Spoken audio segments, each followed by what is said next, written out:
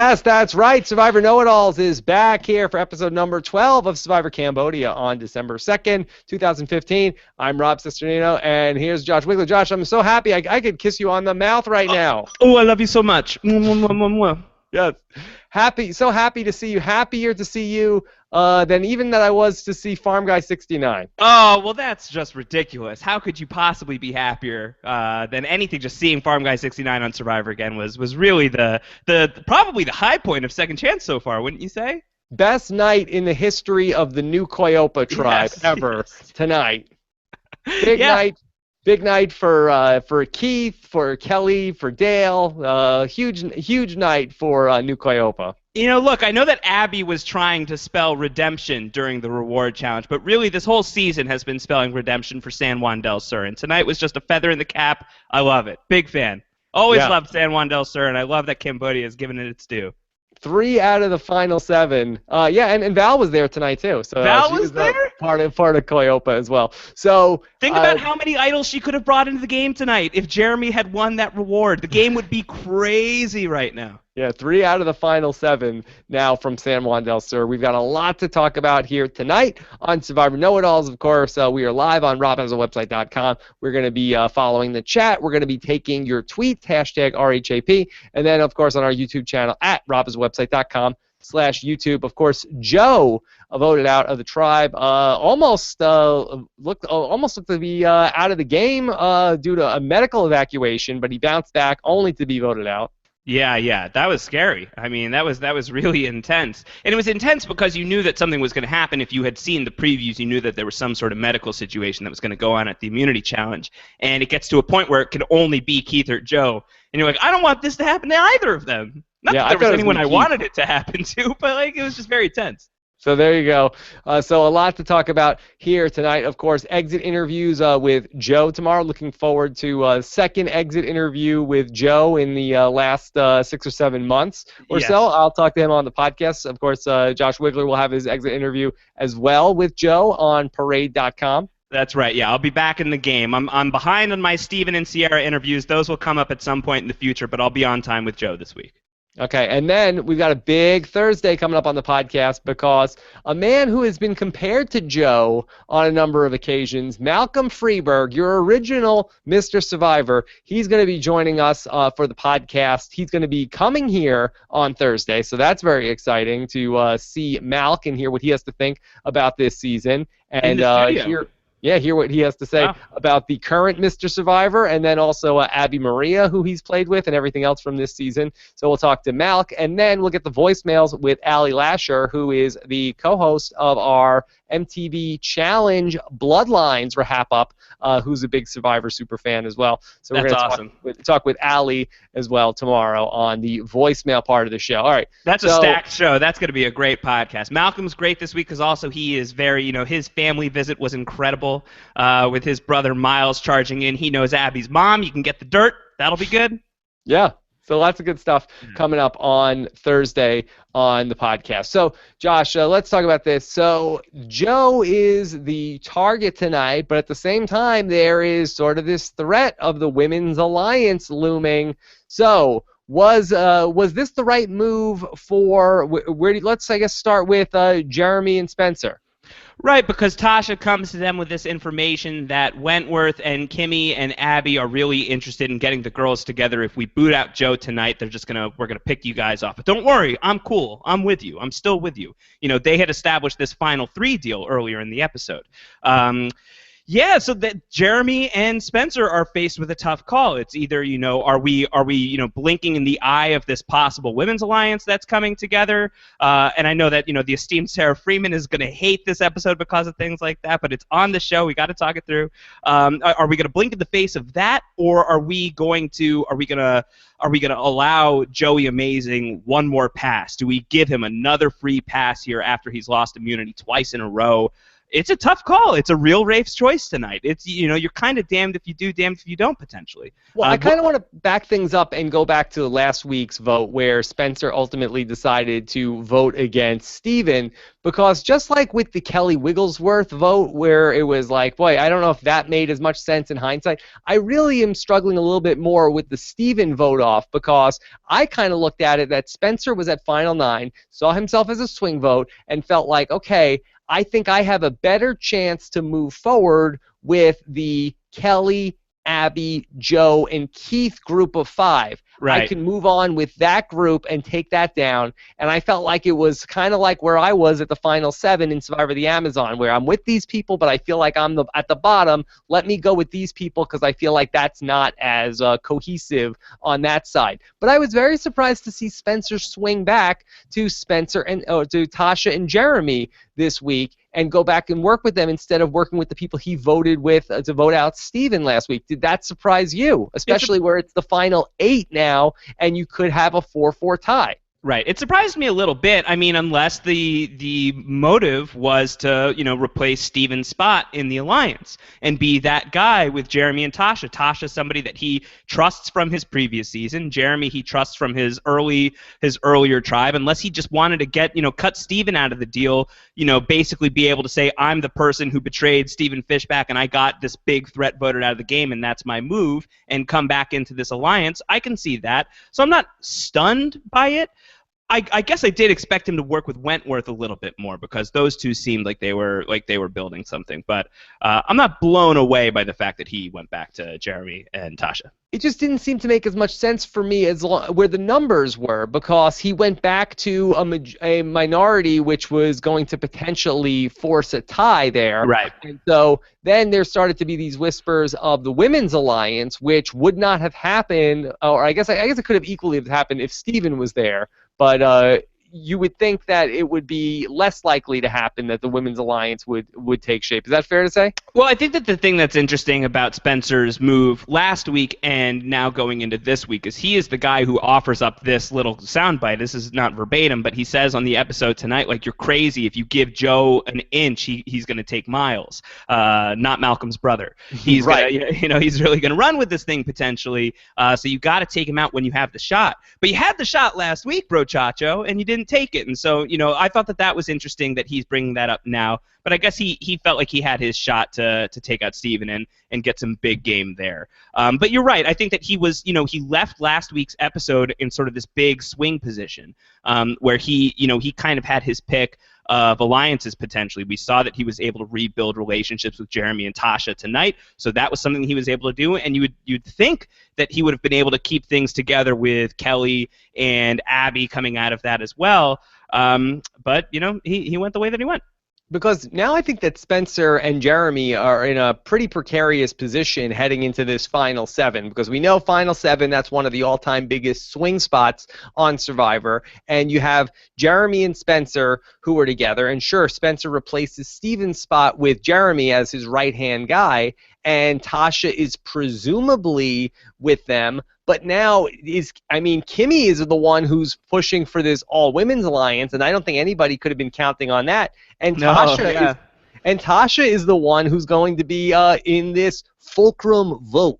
It's really going to be up to her to decide which way she wants to go. And I kind of feel like for Tasha, I think it makes a lot of sense to go with this women's alliance. It makes a lot of sense to go with the women's alliance. I think that if she's, I don't know. It's tough to say where Tasha should go because everyone can beat Abby. This was the big argument tonight. I thought that was a great argument to have, that everyone can beat Abby, so maybe let's cut her out of the deal so that temptation is no longer on the table. But what chance does she have against someone like Wentworth? She's probably good if she's going up against Kimmy. I don't know, like if it's Wentworth, Tasha, Abby in the end, or if it's Tasha, Kimmy, Abby in the end, is that her best configuration? I think that Tasha has a lot to chew on in these next 3 days. I think that she has a lot of possible options, and Tasha is in the most dynamic position in the game right now by far. And I had started kind of ruling Tasha out just because it had been a kind of quiet stretch of episodes for her, and right now she's in a real swing spot coming into the final 7.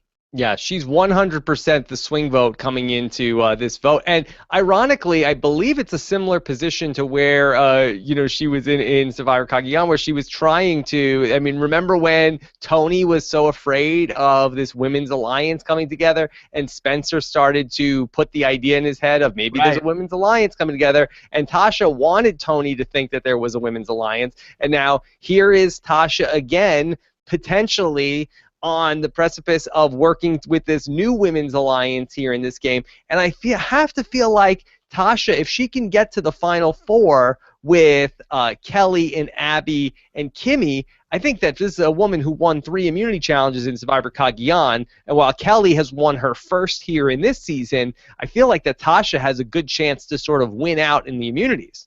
Yeah, this would be good for her, and I mean, this was her pregame plan, at least from what she spoke to me about. Her plan was, I want to get with the guys for a while. I want the guys to have, their big alpha male thing. I want to be a part of that, and by the time we get to the merge, I want them all to shoot at each other. I want to duck underneath the bullets, and then I want to win some challenges. So potentially, she's right where she wants to be. That's kind of awesome.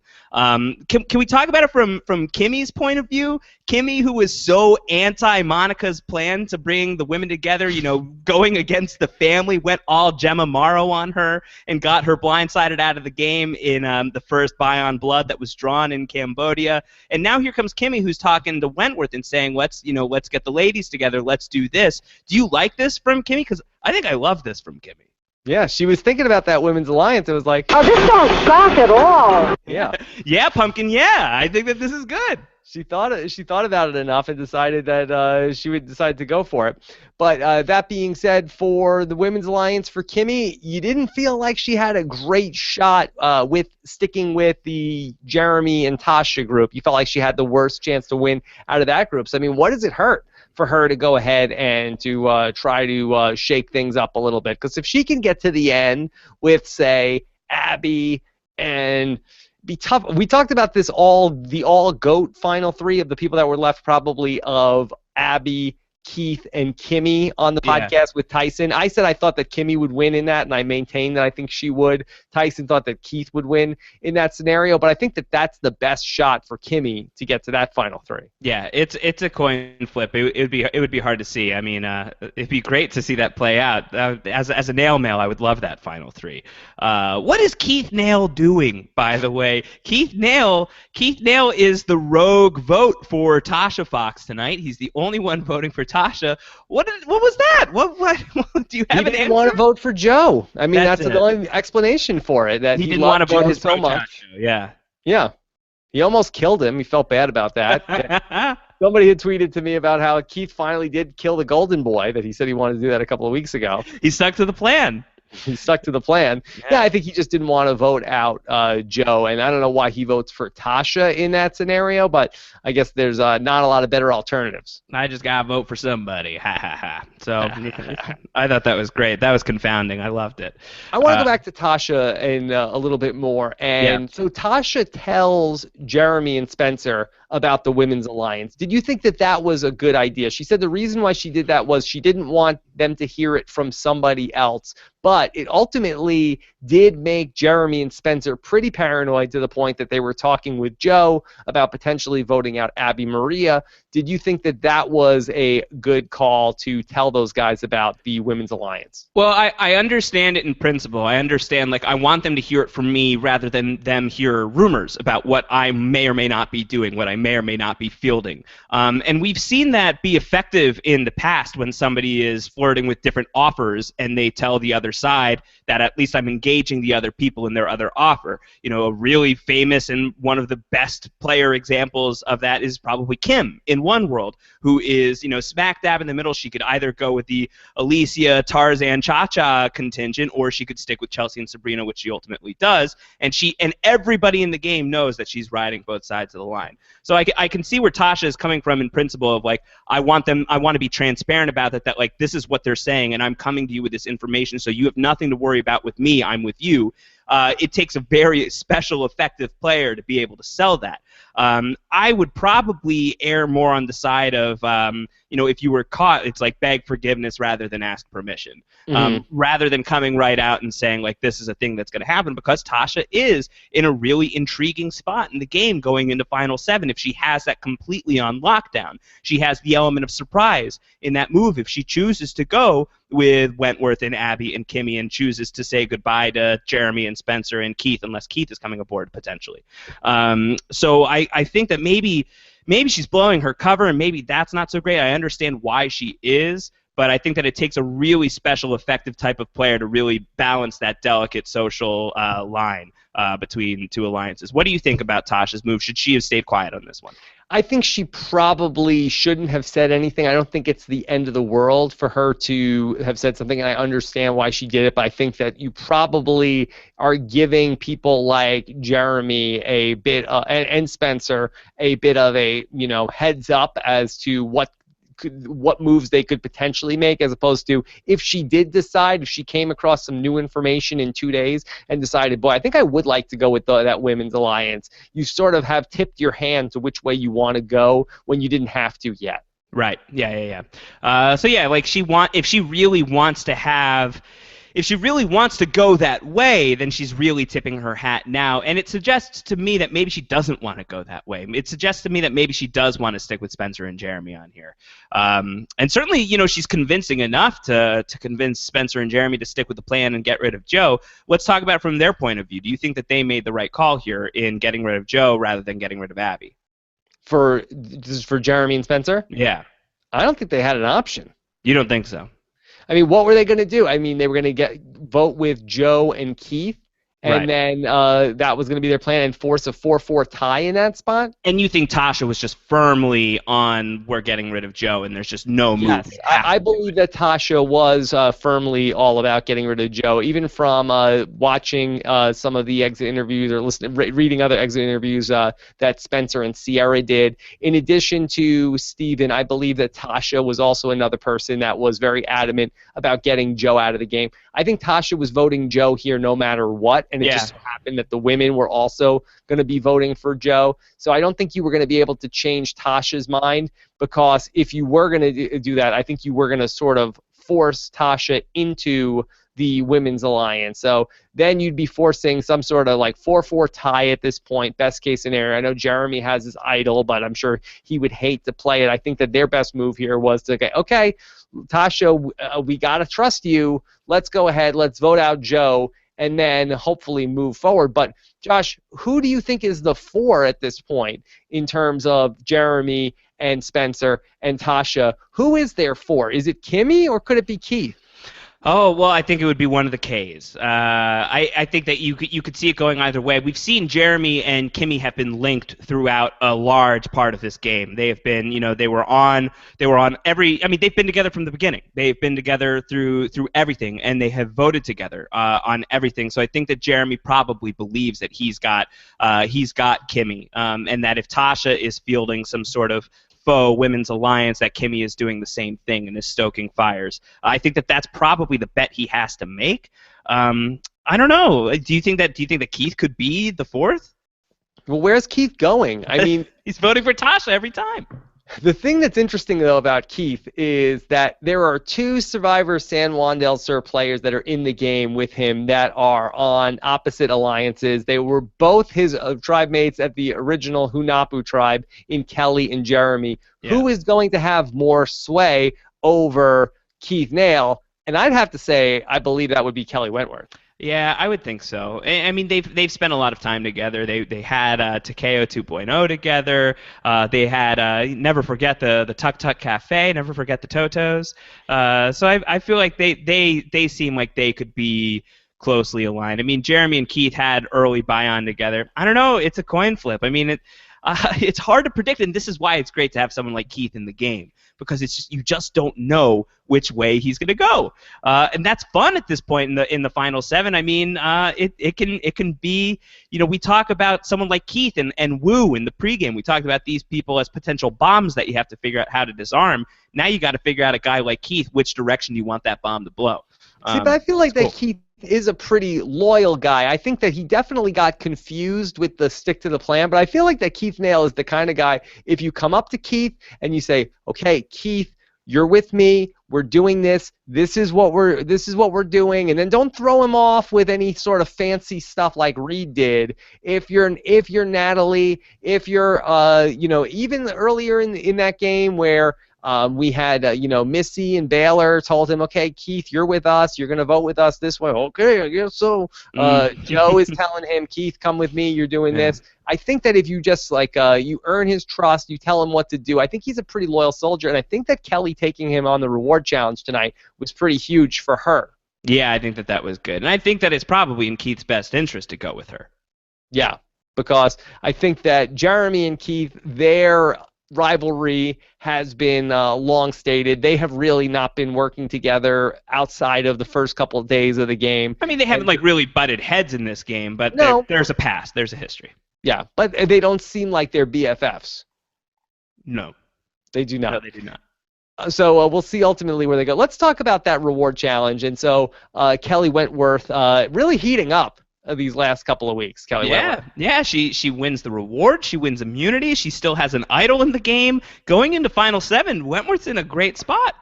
Yeah, she does a lot of cool stuff to the camera, too. She does a lot of winks and does a great face, and she's very gifable. Yeah, well, she is very givable with the kick under the bus for Terry Dietz earlier in the season. I think, look, this is a season about second chances. This is a season about repairing your story from the first time. If you're not going to win, at least, what can you do to redeem what happened the first time? And for Kelly, I think airtime is probably a big deal because she was not on the show when she played the first time. Yeah. So she is heavily on the show this time. So mission accomplished in that regard at the very least, and she's great when she's on the show.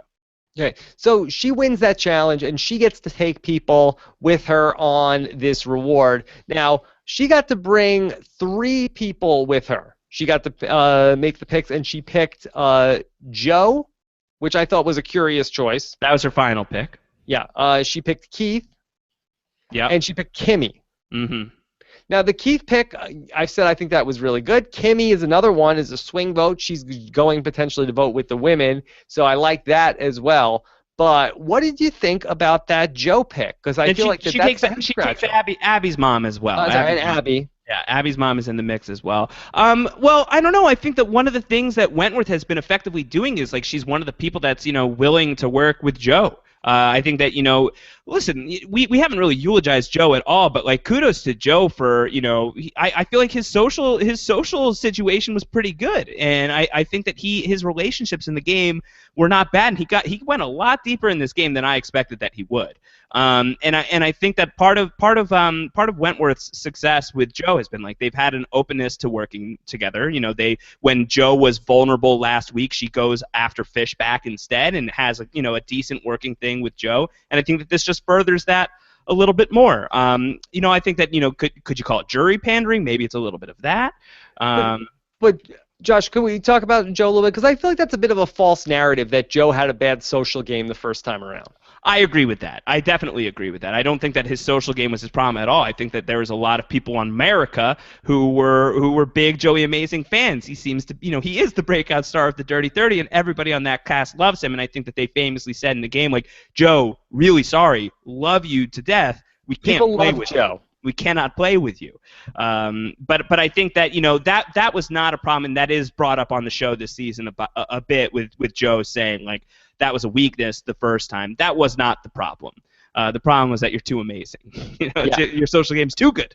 I feel like that Joe's problem has never been his social game, and it's certainly not his physical game, but I think that his problem lies in that third area, which is the strategic part of the game. I feel like that Joe can not seem to help himself of, okay, these are the things that are going to make me be a bigger target in this game, and he cannot stop doing those things which are making him a bigger and bigger target in people's eyes. I think that Cass had secret scenes earlier on in the season about Joe keeps catching fish, he keeps doing this, he's building hammocks, he's doing everything. Everybody is talking about how amazing this guy is, and eventually that's going to catch up to him. And sure enough, we have 2 weeks in a row that he can't win the challenge, and now, of course, he's out of the game. And so I feel like that for Joe, the problem lies in what he's doing strategically more so than socially or certainly not physically. Yeah, I've been saying on the podcast here, and I hold to it, that I think that at a certain point, Joe just has to go full Joe because everyone knows what he's all about and everybody knows what he has inside You him. never go full Joe, Josh. I think, listen, if we could all go full Joe, we'd all be happier. But I think at a certain point he has to turn it on. But if you were to dial it all the way back to the beginning, where he is making hammocks and it's Shangri-La and Bayon Beach, and he's just making everyone's lives so comfortable, and he really is being that perfect. It's an early game decision that he makes, but once he chooses to flip the switch, I think you got to go all the way in, and he flipped it very early on. He's got to go no Joe. So he's got to come in and pull the Tyson and break his shoulder on day 3. Well, Josh, that I have to say that watching those final minutes of that challenge, where he ultimately passes out, I wonder if that could have been maybe the best thing that ever happened to Joe. For Joe. And ultimately, the narrative was sort of like, Joe is so tough, he'll fight until he's almost dead. But if Joe could have really played that up more to the point where Joe is completely weakened, almost like Dread Pirate Roberts mode, to just like if he can't even walk, could Joe have potentially saved himself? Are you saying to blave, which means to bluff? No, I think it was too late. I think it's too late to bluff on that one. I think to blave? Yeah, to blave. I think it was way too late to blave on that one. I think that was really probably. You got to get rid of Joe here probably anyway, and as you articulated, it seems like Jeremy and Spencer didn't have much of an option here if Tasha was really fixed. Although maybe there's a workaround there. But I think with Joe at that point, he's lost 2 immunities now, but he had won those 4 before, and now if he's allowed to continue past this round, if he's able to restart his immunity streak again, if somehow he's allowed to make it to the end. Now he can point, remember that time I played this game so hard that I passed out? Remember that? Andrew Savage and Kelly Wigglesworth and all you people on the jury who love that kind of thing. So I think that him passing out just, was a resume point tonight, assuming he was able to survive it. So at that point, if you're going to make that move, if you're going to pass out, if you're going to injure yourself, do that really, really early. At this point, way too late for that. Way too late. I just think that would have been pretty good if he could have really just funny. Flopped and then just acted I can't move. Jeff, I can't even play in this immunity challenge today. Boy, Joe, you can't even play? Right. No, sorry, Jeff. And so then Joe becomes a goat, or does he become like Super Missy, where she breaks her leg with a couple days left in the game, and everyone's like, wow, look at Joe, he's injured and he's still championing through, and it's so cool. Joe is really so amazing. No, he does the Tyson, and then he wins, immunities at 5 and 4. You can't do the Tyson on day 32. It's too late. You're way past the point. You can't. Would have been fun to see him try. It would have been fun to see him try. But, I really think that all things considered, I thought that Joe's game this time around, he said it earlier in the season that I think that I'm playing better than I played last time. I agree. I think that he did. I agree, too. I don't think that Joe played really bad last time either. I mean, he was well-liked, and he won the challenges. I just think that Joe... I think the strategic part of the game, I think, is where it's still tricky, still a work in progress, and I do say that that's the easiest part of the game to improve. Yeah. A little more Ozzy than Malcolm, you're saying. Yeah, I think so. Yeah. All right, so then let's go ahead and talk about. Like it when he went full lembo in the episode. Him and the Anglins went full lembo. Yeah, that was very impressive. That's good. No, I mean, Joe had a really nice moment with his dad, and his dad said, hey, you're my best friend, and really nice stuff. Yeah, no, it was great. And, he'd been talking about that, he has kind of a legendary Ponderosa video in Worlds Apart where he's very sad, he's crying when he's coming out of the game, he's talking about all he wanted was this family visit. At least he got that, and that was part of his, his introductory package this season, part of the opening 7 minutes of Cambodia was him talking about, I didn't get to make the family visit last time, so he got it, he did it, so that's good, that's great. Okay. Anything else from this before we get into some of these questions? Anything else from this? Well, so you think that there was no move for Jeremy and Spencer because even if they could have gotten Keith, even if they could have gotten Joe, it would still be 4 and Tasha was unmovable. Let me just correct that. I think that there was moves for Spencer, but Spencer chose to make his bed with Tasha and with Jeremy, whereas I felt like that Spencer probably could have played with the Wentworth side for another vote or two. Right, but isn't that just surviving a couple more days? Is there any sort of long-term plan if he goes along with that at this point? Well, I mean, for him to go ahead and make a final 3 when he is in the business end of a 5-3 split, I think was not necessarily where my mind would have gone. Yeah, too early for that. But if Tasha is really rigidly, we're voting out Joe, and if Tasha has floated out to Jeremy and Spencer, there's this women's alliance that's being discussed, and I've got ears on it. I'm part of those conversations. Don't worry, you've got nothing to worry about. Is there anything to, instead of targeting Abby here, do you recruit Abby? Do you turn it against Tasha? How would you do that? Do you have the 4 men? You want to vote out Tasha because she's the swing vote? Yeah. Is there anything to that if you're Jeremy and Spencer and you keep those numbers on your side? Yeah, Tasha seems like she's loyal, but she's also suggesting that she's possibly part of this other coalition, or at least that this other coalition is in the works. Abby, who is, if you're threatening that somebody is coming after Abby, could you woo Abby over, and could the 4 guys and Abby? Don't say woo and Abby in the same sentence. I know, it's probably bad. I'm probably dead to her now.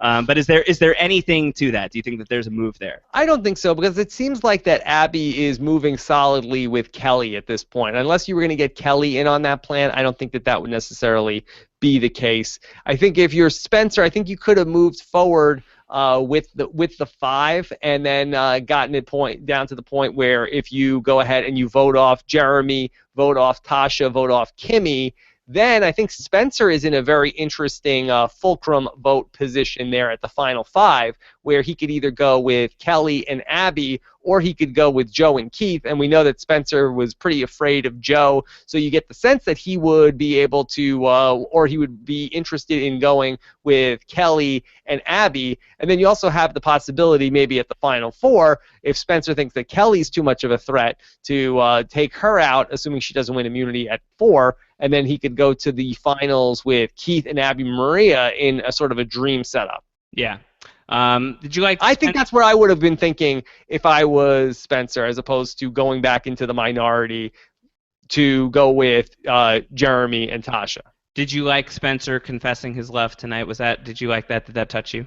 It was a nice moment. I mean, it was sweet. I mean, they're 2 young people who seem very, very fond of each other. I know Spencer had the Chekhov's story of not saying "I love you" to his girlfriend, right? When Jeremy famously told him, "Oh snap! Oh snap!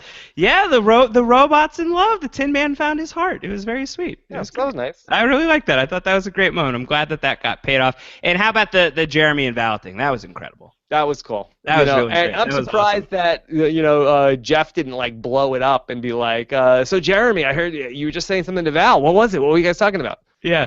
And, yeah.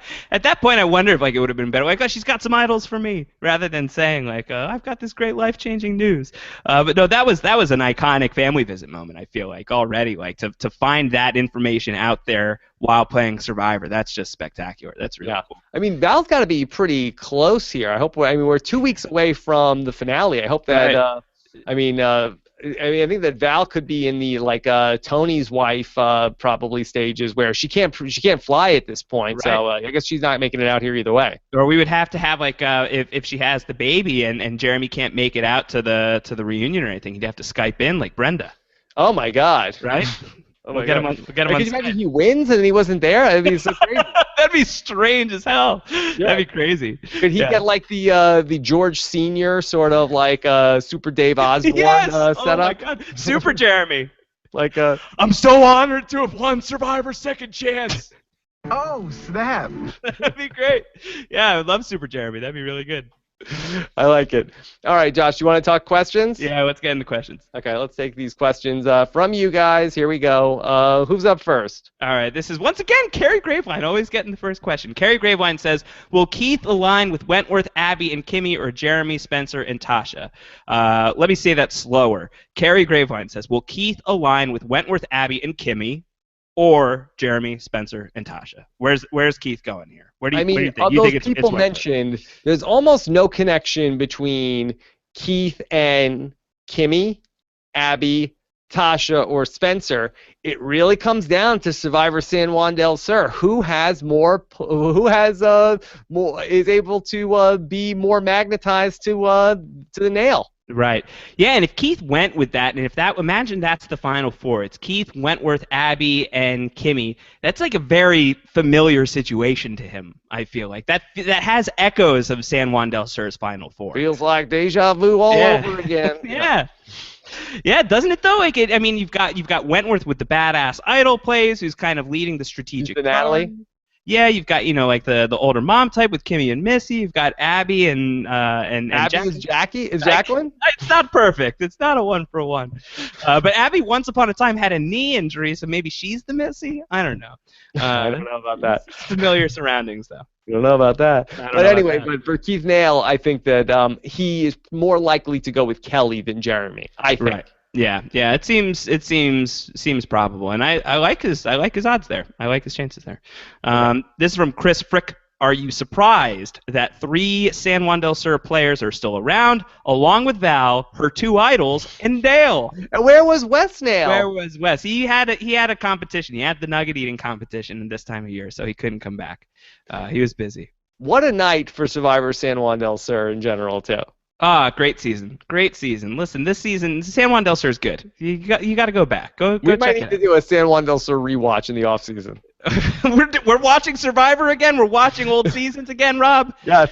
No, now you're gone off All the right, rails. fine. We might just need to link to our evolution strategy on Survivor San Juan del Sur. Yeah, we could discount that because I feel like people need to rediscover that season. I think I think that this season is really validating San Juan del Sur. We were ahead of the curve on that really were. over the summer. Okay, but in terms of what was the are we surprised? Are we surprised that San Juan del Sur is doing so well, that they're still so well represented here? Not a single San Juan del Surian has gone home. Well, to me, that's the crazy thing where it was like, oh, Cagayan, got to watch out for the 4 of them, got to break them up, got to split them up, can't let them work together. Not one person has ever said, well, there's 3 people here from Survivor San Juan del Sur. Right. Well, those 3, they had this pregame pact, and they're sticking to it. They're sticking to the plan, right? They had this like secret covert San Juan del Sur pact. No, there was no secret pact. No, there was no secret pact, unless there was. I don't think there was. I don't think there was. But maybe that's it though. It's just like you look at those 3. I mean, they were never tight. They were never like famously fighting or anything like that. There was friction between Keith and Jeremy, but it wasn't epic in the way that Cass versus Tasha versus Spencer was. So it just got overlooked somehow. And these 3, they're doing what they got to do. All of them are still in the mix here, and it's great. Yeah. Okay, let's go to Pat Tad, who says, does Dr. Joe ever send anyone out of the game? Wasn't he the one who kept Muffin in? Was that Dr. Joe? Who's Muffin? Did Dr. Joe keep Muffin in the mix here? I feel like that was Dr. Ben, wasn't it? Wasn't that a Dr. Ben move? We need to confirm the doctors on that one. Yeah, we'll get somebody on the Survivor wiki checking out the doctors page. Somebody text Andrew Savage and ask him that. He knows that off the top of his head. He knows the wiki real well. Yes, he updates it. Yeah, he updates it regularly. This is from James Galligan. Would it have been a better play for Jeremy to use his first idol on Joe instead of Steven? No, Pumpkin, no. Yeah, I don't get that. Yeah. I guess if you were absolutely certain women's alliance is a thing, I don't think that's necessarily the case. I think that in a perfect world, I think that had there not been the news of the women's alliance, I think Jeremy would be perfectly fine with voting out Joe. I think that that's sort of like the specter in the back of his mind of, are we walking into an ambush here where now the women have a 4-3 advantage? Will they pick off Spencer, Keith, Jeremy 1, 2, 3 next after this? What are the odds that Jeremy has to play his idol next, or feels that he has to play his idol in the next round if he doesn't win immunity? Well, Tyson had said on the podcast, he said, if you have the idol, you always want to play it at 7. He feels like that's a good spot to play the idol if you have one. Yeah. I don't know if you just do it in a vacuum, but he said that's the best time to play an idol because that's when the biggest swings in the game happen. Right, and Tyson just did that as insurance. He just did just in case it was going his way. So you could easily see Jeremy doing that next week. And it's almost harder to imagine why he wouldn't do it. But a lot can change. A lot changes in these episodes, so it's hard to tell. Hard to tell if that's going to happen. Okay. Voice of Silence says, when can we officially rename Cambodia into Goat Island 2.0? 3 players and 4 goats left. Will we see an all goats alliance? Do you think that that's a fair breakdown? No. Who are the 4 goats? I think that the 3 obvious frontrunners. Who are the 3 obvious frontrunners? I think that Jeremy is in the mix. Wentworth is in the mix. You want to say Spencer? I don't know how we're not including Tasha as a frontrunner. I would feel like if I'm doing power rankings right now, I might say that Tasha could be number 1. Yeah, I think that she's in a great spot depending on how she handles this. So no, I think that those 4. Unless we're polling Cass, I don't see there's any way right. How Tasha is a goat right now. Yeah, I think she's absolutely in the mix right now, and I think that this was a great episode for her. Other than should she have told those people what was going on, I don't know that she should have done that. But either way, she's got decisions that she can make right now. So I think Tasha's in a cool spot. Is Kimmy a goat? Is Abby a goat? Is Keith a goat? Do you want to give them all goat status, or is there any wiggle room for a Abby Keith Maria in there? Is the only GOAT right now. I think so. Kimmy, if Kimmy's women's alliance comes to fruition and she could sort of say that she's the architect of this women's alliance, I think that there is a path to victory here for her. I think it's probably a very narrow path, which could close as soon as next week. Yeah. Based on that does not take. If it does not hold, if it does not stay, if it does not stay, if it's hollow. In terms of Keith Nail, I think he's probably GOAT number 2. But the thing about Keith, he's well liked, and if he could have gotten to the final 3 in his original season, he certainly could have won with all those familiar, friendly faces on the jury. I think his work is cut out for him. I think it probably would be safe to say that Keith's a GOAT as well. Interesting. Do you see a path to victory for Keith? Beast mode Keith. He's got to go full nail now. Okay. Gotta do what he was put on Earth to do.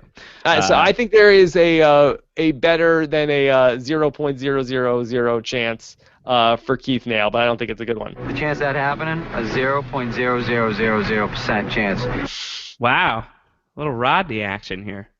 Yeah. Debbie Downer. Okay. Unbelievable. This is from Paul Borges. I think the reason for the Tasha vote was to protect Abby if Joe played an idol. Tasha would go out on the revote. Right, Spencer? This is a tweet towards Spencer. Do you think that there's anything to that?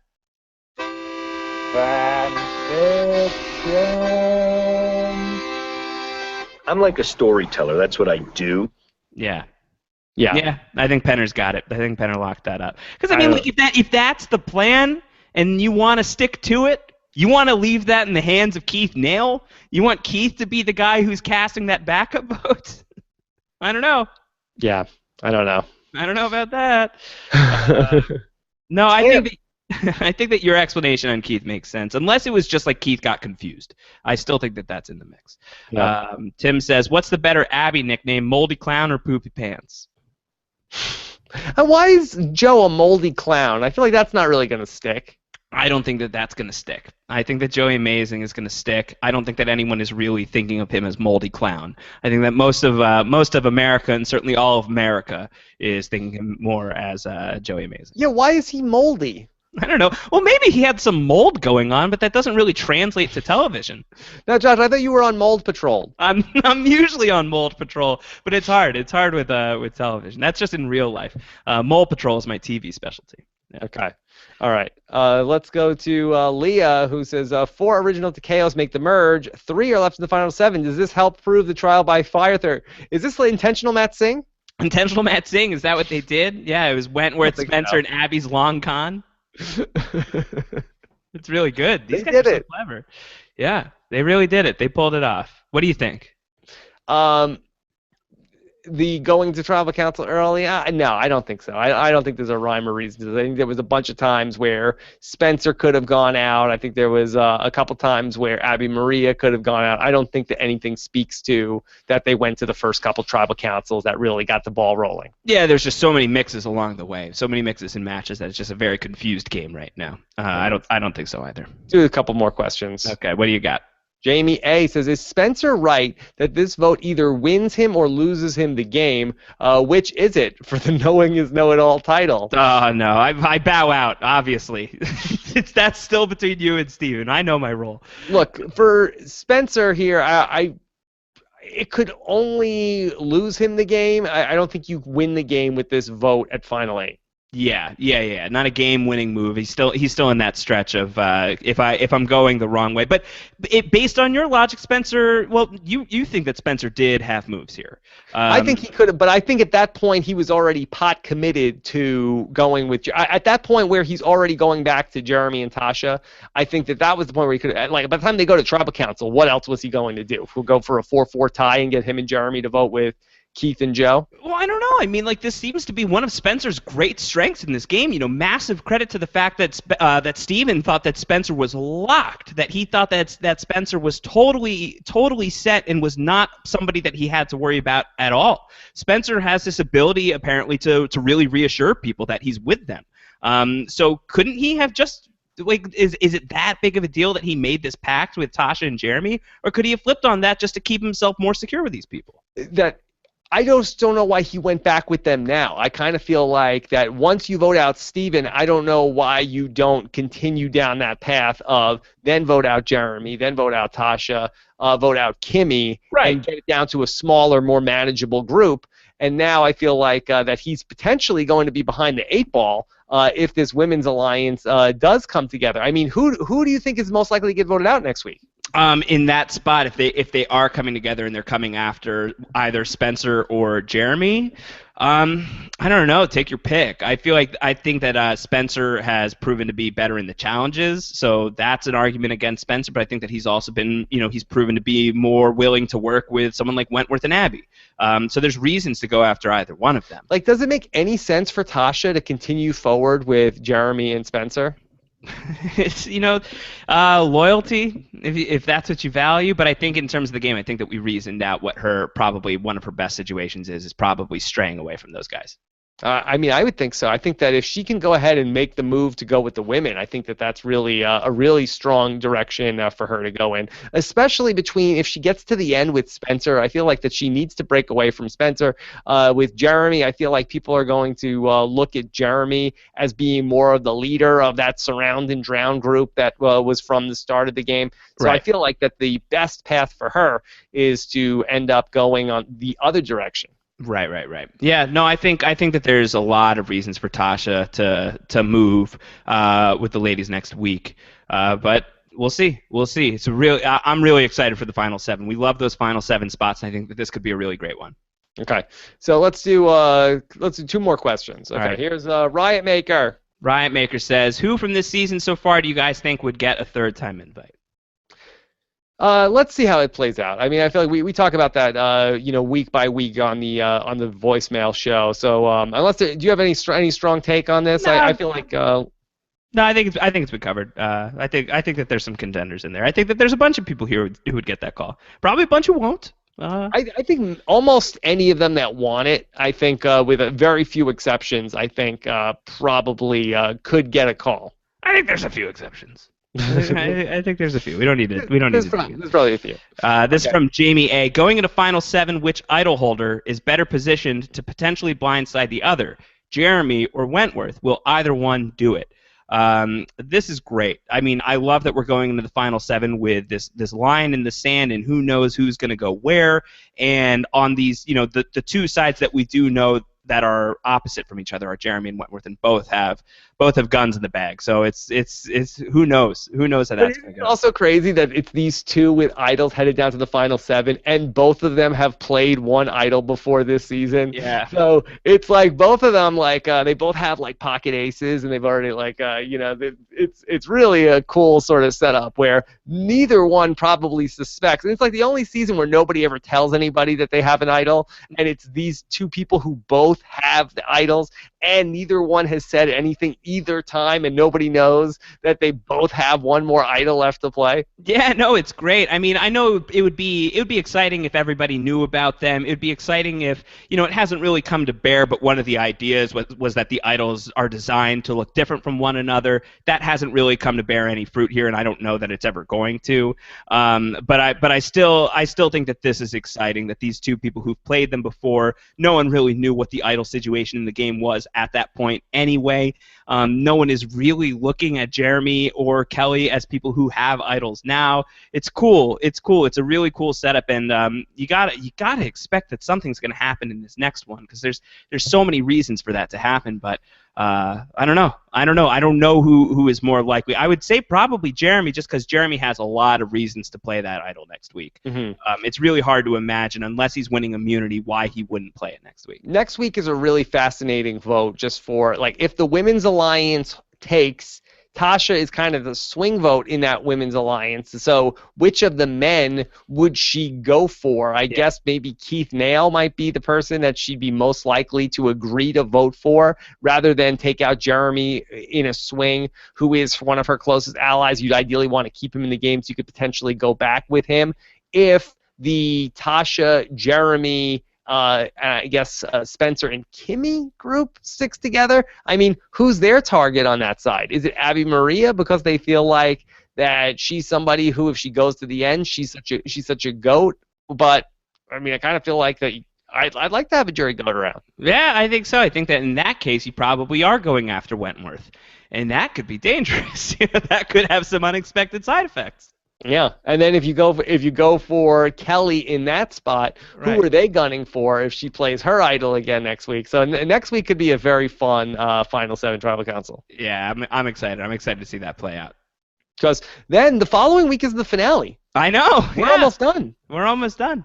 There's a lot of speculation that I guess the finale must be Final 6. Well, either that or this upcoming episode is going to be a double Tribal Council, but I would can't imagine we'd do a double Tribal Council at a 7 and a 6. Yeah. You and I were talking about this a little bit off the air before we came on here. Did you feel like, did they mess up the double boot? Should this have been double boot week? Should we have attached the Joe episode to the Steven episode? So the first hour would have been Steven with the advantage, and then Joe going out then. Right. I think that it almost would have been like, oh, it was a triumph for Joe. Joe did it. It's almost like, and then he would get voted out in the second hour. It would almost be like, if you were Survivor, what would you rather have that happen to? Basically like the Steven thing, where Steven saved in the first hour, hooray, and then voted out in the second hour. Right. Whereas it would have been this week, Joe is saved in the first hour, hooray, or is he like, hurrah, and then, oh, Joe's voted out by the end of the night. Right. So I think for the Joe fans,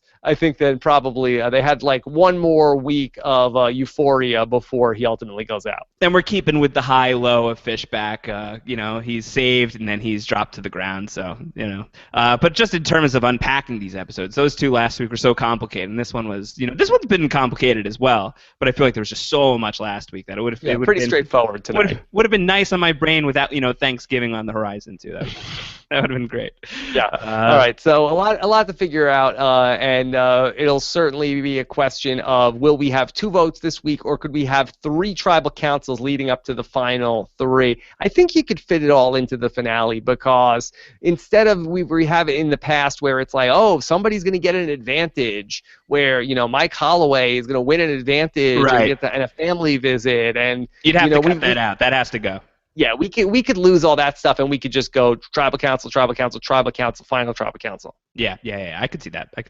Yeah, I mean, we cut out the opening statements. Maybe we'll cut out the jury questions too. Straight to the vote. Just go there and vote. Yeah, no winner. Been together 39 days. No surprises here. Yeah, we know. We're all friends here, right? Yeah. Yeah. All right. No need to sue-hawk anybody. Hey, why don't we just get rid of the people voting? Let America vote. Oh no, we already did that. It's worked out so far this season. I don't know that we want to push it. We'll just default to whoever got the most votes in the initial ballot for the season. They win in the final 3. Is that the tie break? Yeah. No, that's not the tiebreak. That's just the vote. That's just it. That's it. Yeah. Whoever got to the end and you got the most votes in the beginning, you are the winner now. Yeah, 13-person vote. 13-person jury was just a red herring. No, worst season ever. That would be it. All right. So, Josh, what's the hashtag for this episode? I think we had a lot of good stuff. We had a lot of good stuff. I wrote down 4, and they're all similar, incidentally. I had full Lembo. I had Super Missy. I had full Tyson. I had Super Jeremy. And what about Mold Patrol? Oh, Mold Patrol is good too. That's the tiebreaker. That's great. Mold Patrol. Okay. That's good. All right. So very excited. I'll get on that for the Ponderosa video. Okay. Exit interviews coming up tomorrow. Josh and I will both speak with Joe. Make sure you don't miss Josh's exit interviews, all the great stuff he's doing for Parade.com and everywhere else. Follow at Round Howard. He is like Ron Howard, but rounder, right? But moldier. But moldier. Yeah. Mold Howard. Mold Howard. That's my new Twitter handle coming soon. Then, of course, we've got the podcast coming up, Malk, and then Allie Lasher on the voicemails. Get your voicemail questions into us. Go to robbinswebsite.com/voicemail or 323-282-RHAP. I think we're actually going to break that up into 2 parts. Not sure if people like that more or less, but basically those 2 interviews are going to record pretty close back-to-back. So we're going to get the Malcolm part up on Thursday night, and then we'll have the voicemails come out on Friday morning. So that's going to be one of those 2-part recaps coming up on Thursday. And then, Josh, next week, last regular know-it-alls of the season. I know. My last know-it-alls of the season. Exciting for so many of you. Sad for me. This is great. It'll be good. Good show. Yeah, Josh is going to be at the finale live in 2 weeks from tonight. I will be here with another. We're going deep down the bench of co-hosts for Survivor Know-It-Alls for the finale. But I hope you're already at D list, so now you have to go down to E or F. We're double A list. There you go. All right, so we'll have some more news on that as we move forward. And, of course, we do appreciate everybody using those links for Amazon.com this time of year. So thank you guys so much. So looking forward to the comments on robbinswebsite.com. Josh, anything else? No, that's it, man. Great episode. Great talk. I'll get on Mold Patrol when we sign off here. All right. Take care. Have a good night, everybody. Take care.